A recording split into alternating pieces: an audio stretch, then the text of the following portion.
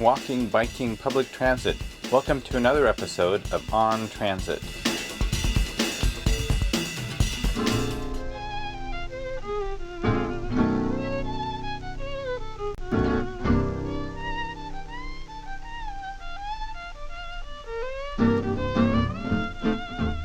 This is part 2 of our vacation video.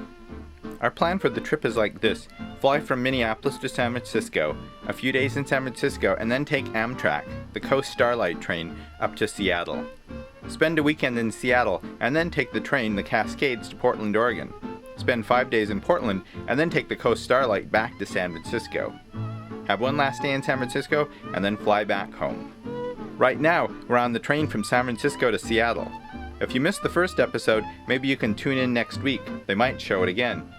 Marco Polo, Neil Armstrong, tourists. Alexander the Great, Betty Davis, Columbus, tourists. Me and she, tourists as well. Mount Shasta was a trickster. First it was in front of us, then it was beside us, then it was in back of us, and then in front of us again. It was dancing around us, daring us to stare with each jump of dance. It changed its face, it changed its masks.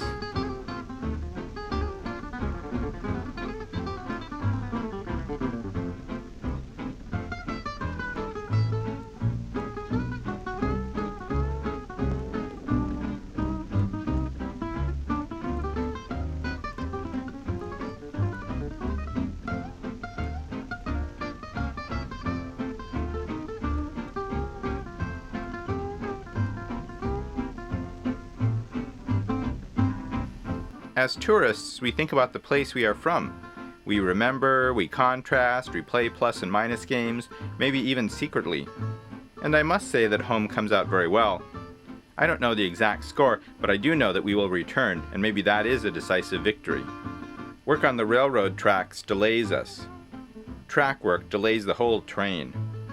There is work on the tracks in Northern California. They are working on the tracks in Southern Oregon. The train takes its time, and so do we. This is the Coast Starlight train. It is the Amtrak train that goes up the West Coast, and it is famous for its delays. Those delays are even more famous this trip. We ride in a roomette. Last night we had upper and lower bunk beds to sleep on, and today and into the evening we sit in facing seats and make ourselves comfortable as the train winds north inland.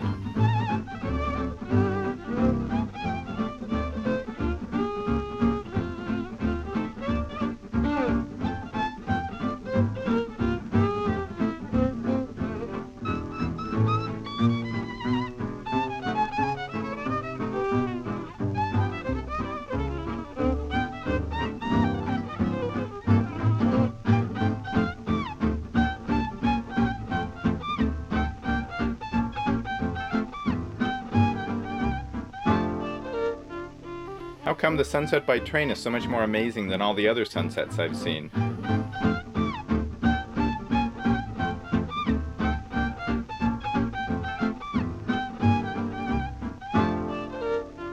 We passed through Portland, Oregon a little later than we were supposed to be in Seattle. The sign on the tower says, "Go by train," and that is what we are doing. The train goes fast from Portland to Seattle. We are a little bleary, but we get there. The train arrives in Seattle 6 hours late. It is 2:30 in the morning, but our friend Rob is in the train station to greet us. Seattle, more water, more hills, more electric buses, more of some of the same things that San Francisco has. A 15-plus mile light rail line is under construction. Estimated completion in 2009. The buses in Seattle have tall, comfortable padded seats. In Seattle, buses stop only every 4 or 5 blocks. This includes downtown Seattle.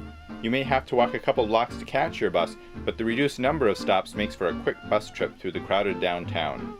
We take the bus to downtown Seattle to visit the new Seattle Public Library. It is a dream of glass. You hear much about Mount Rainier in Seattle, but dramatic in their own way are the Olympic Mountains. These are located across Puget Sound from Seattle. This string of peaks on the edge of the continent, snow-capped in July and on the tip of the Pacific Ocean, cup in the city and the sound, and from our vantage point on Phinney Ridge overlooking the Ballard District, give us a feel of staying at a mountain resort. But we are in the small front yard of our friend Rob, sitting in his assorted chairs. The sun sets and we watch the mountains. It gets better and better. This travel thing, it's been said to expand your mind, as if you could stretch your brain out through bone. I know that it does place you, at least for a short time, in new geographies that you have to work like a mine to negotiate your way through. New stairways and hallways, new rooms and spaces, tight and small and immense. New sidewalks and street grids and transit routes and schedules. Different ways to pay your transit fare. In San Francisco, you just flash your pass or transfer to the driver, who might glance at it. Same for Seattle and Portland. In both Seattle and Portland, you board the bus free downtown and pay your fare when you get off the bus out in the neighborhoods. Another thing I like about the Seattle transit system, complete route schedules are posted on all of the bus stop sign poles. I noticed the different wild growing plants. In Seattle, the wild sweet pea is growing everywhere, hillsides, cracks. The blackberry bushes climb this hill. The dry yellow grass and all the folks are watering their terrific gardens. This yard sign is for some kind of get-out-of-your-car program in Ballard. That's what we're doing. We don't even have a car. We're walking around, and that's why we see so much. Seattle is known for its traffic circles. These little gardens in the middle of intersections slow down traffic and put some green space in the midst of the asphalt. Residential streets also have posted speed limits of 20 miles per hour. That helps your street stay safe. One street near our friend's house had been vacated and replaced with a terraced garden. What a great use for a street. The others are sleeping in, but I am awake. When I am on vacation, I want to make the most of my time, so I wake up early. I must spend the morning doing something, taking a walk, sipping tea, drawing or reading or something. This time is so precious. It is almost like time outside of time. It is certainly time outside of ordinary, if there is even such a thing as ordinary. I have to get up early and have some morning. I share it with the birds or with the Chinese elders doing their exercises. At least I did that in San Francisco. Here in Seattle, I draw my friend's house, the place where we are staying. It is maybe the hottest day ever in Seattle, and people in this city just don't know what air conditioners are. I suggest we take a walk in the park, because in the park there is shade. We do that. We go walking in Seattle's Discovery Park.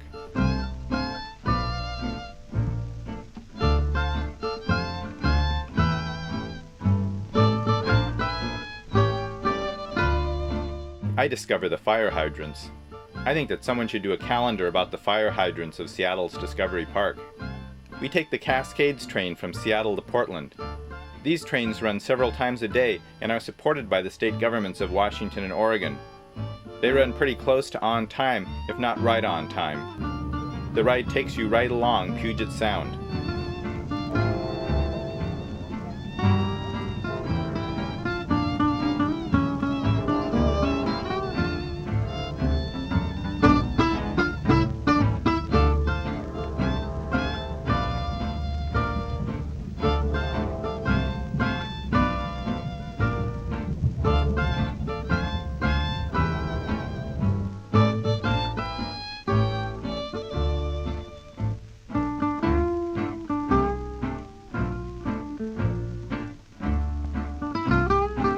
Why do we even travel? For trade? To turn work into food so we can turn it into work again? To exchange ideas and culture? That's what explorers do. Everyone can be an explorer these days. There are books and pamphlets to show you how.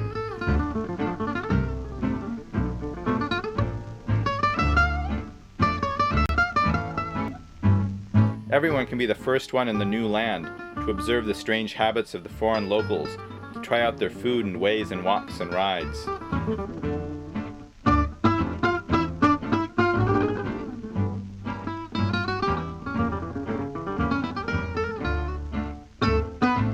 And a record can be made with the push of a button, with the sweep of a pen. These are the journals of my journey into uncharted mind. We rode the mass transit to brave the wilderness of track and road. We discovered the world again, just like it was discovered in the first place. Our eyes, so little, can see things first. We can make the very first image in our brain when we encounter something unfamiliar. We have the cookie cutter to put over these newly found objects to see which will fit. We have the powers of comprehension, the eyes and the brain and the train tracks inside. You start at some point and then you get to a place, just as you have to think real hard to come up with an idea.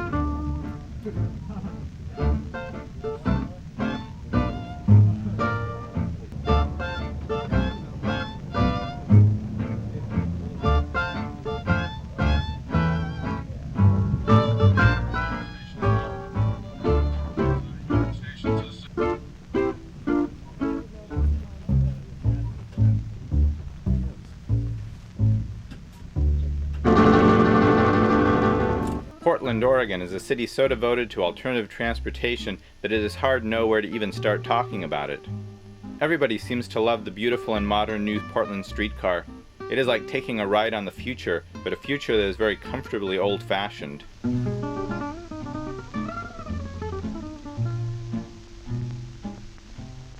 Many downtown Portland streets are paved with brick, especially to mark off spaces that are off-limits to cars. This kind of street, a place where the light rail train runs, always seems shadier and nicer than an asphalt street full of cars. I notice how full of people downtown Portland is, but how few cars there seem to be for all the people. So many people get into the center of the city by public transit. Portland has had a moratorium on the construction of new parking downtown since the 1970s. That's one reason why this is so. It's also such a comfortable downtown to walk in. That's another reason.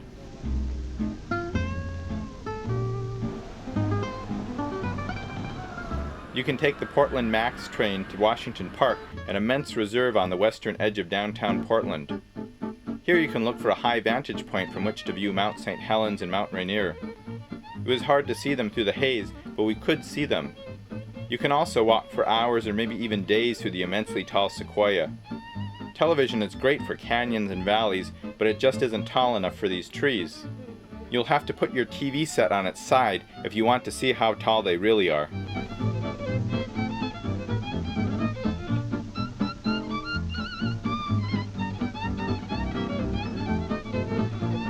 Towering like the trees in Washington Park is the newly restored marquee of the Hollywood Theater in Northeast Portland. If your TV is still on its side, you'll see this with the correct aspect ratio. You may now turn your TV set back to its usual horizontal position.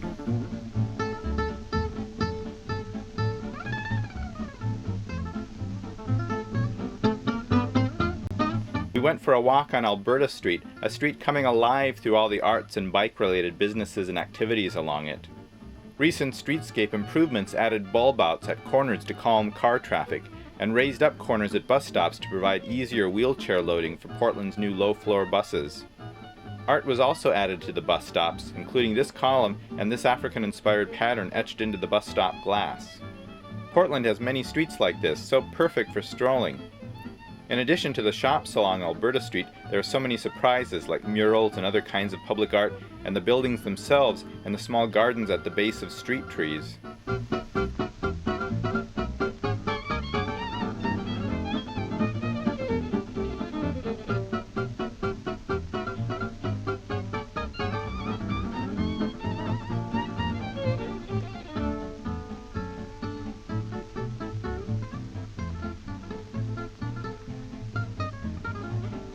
The city has even saved the rings on the curb that used to be used to chain horses in place. Some toy horses have been roped up to demonstrate. Now that's a sense of history and a sense of humor. This variety along the sidewalk makes walking down this street an adventure. Only a robot would prefer to drive down this street in a car. This level of street life requires life in the street. It requires a population willing to give up the routine of getting around in cars to the wonders of walking and biking and taking transit. We found a posted declaration stating that Alberta Street was no place for chain businesses.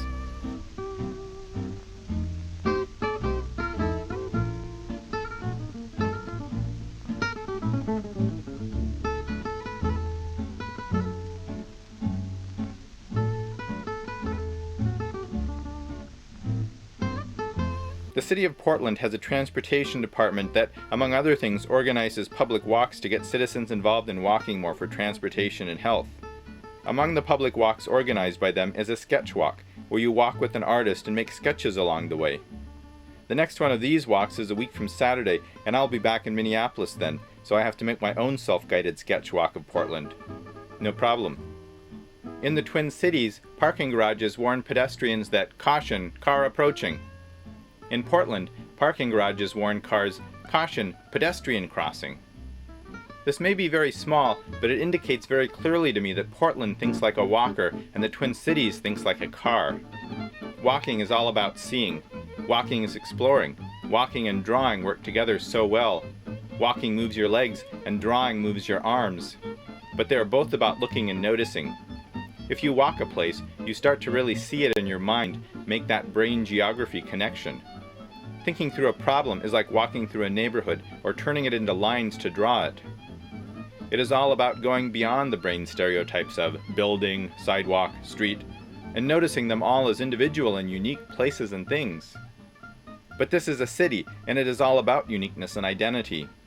I can't help but think that suburbs are all about stereotypes, about thinking everything through as building, tree, store, rather than that building, that tree, and that store, and really seeing what it is that makes them each unique and individual.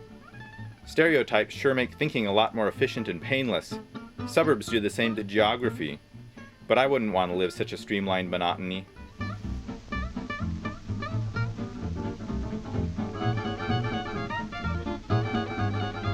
Down by the Willamette River is River Place, a pedestrian-only street with shops on one side and river views on the other.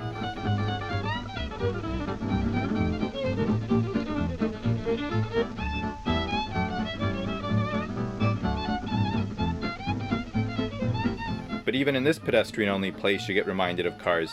Part of the view is the freeway bridge. This is my nephew. One of his primary modes of transportation is stroller.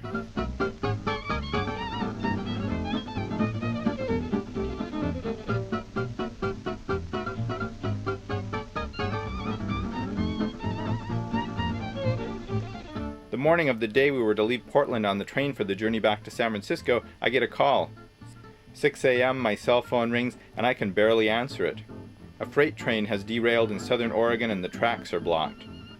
There will be no train today. There will be, more than likely, no train tomorrow. There is no alternative route for the train. We are advised to find alternate transportation.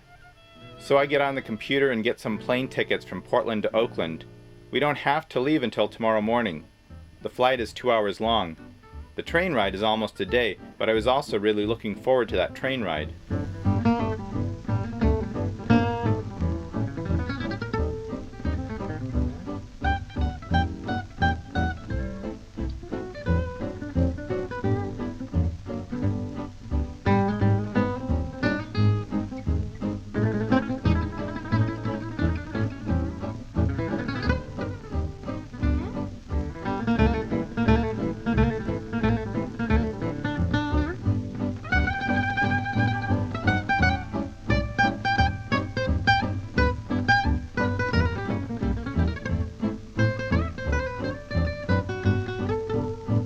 As we fly, we get a great view of the volcanoes between Portland and Oakland.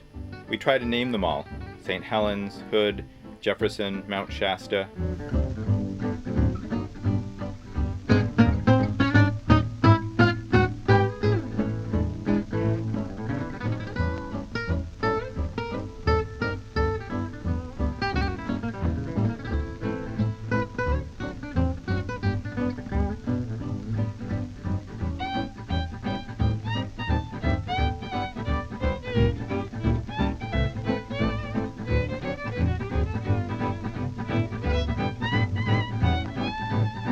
When we were beside Mount Shasta on the train, it was a trickster, it was a god. Now, from the air, it looks like a toy. The hubris you get when you see Mount Shasta as a toy, that can't be good.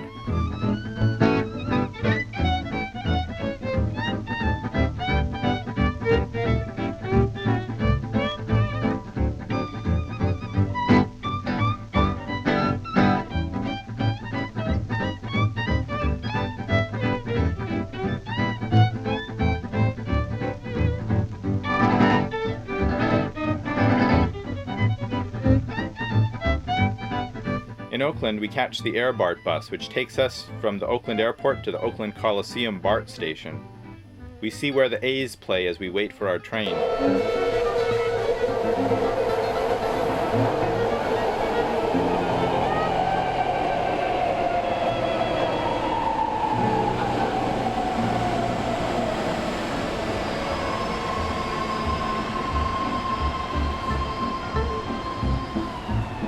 We have an afternoon and evening in San Francisco.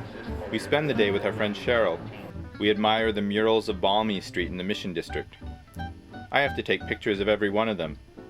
This is a whole street of murals. This is amazing. I imagine that living here must be so much sweeter than honey. Could it be possible to have an unexceptional day if you lived here, or if you had to walk through here to work? Of Could you ever have a normal day if this were your life? Could you ever be tired or bored or jaded if this was home?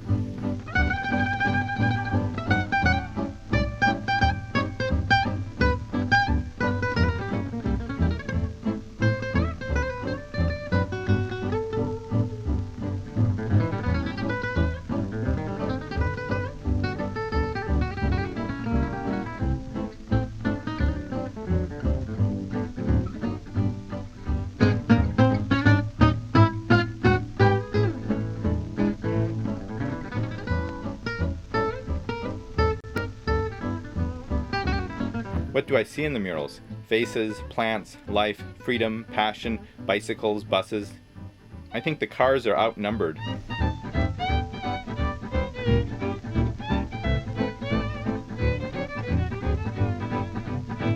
At the San Francisco Art Institute, an art school on Russian Hill, we come to view the great mural by Diego Rivera. The mural is a description of him, back to the viewer, leading a group of workers painting the giant mural we are looking at. Last week when we were in San Francisco, we were seeing Hitchcock everywhere. Here is Hitchcock again. Rivera has placed a cameo of himself in this painting. That is his back to us. I sense sadness in his back, as if he knew that as soon as he got that memory down on wall, he would forget it in his head. Rivera is making his own image of his time in San Francisco. He is making a permanent wall of memory. Having a memory this big and fixed securely on a wall makes forgetting possible, makes forgetting almost necessary. Little did I know then that this mural is just a couple blocks away from where Philo T. Farnsworth invented television. Television is both the method of my forgetting and of my remembering. Because I have a video camera, I don't have to remember so much.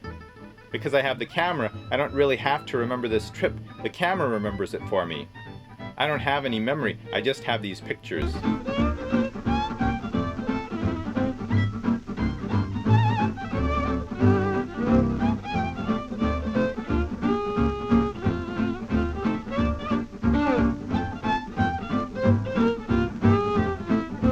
The end.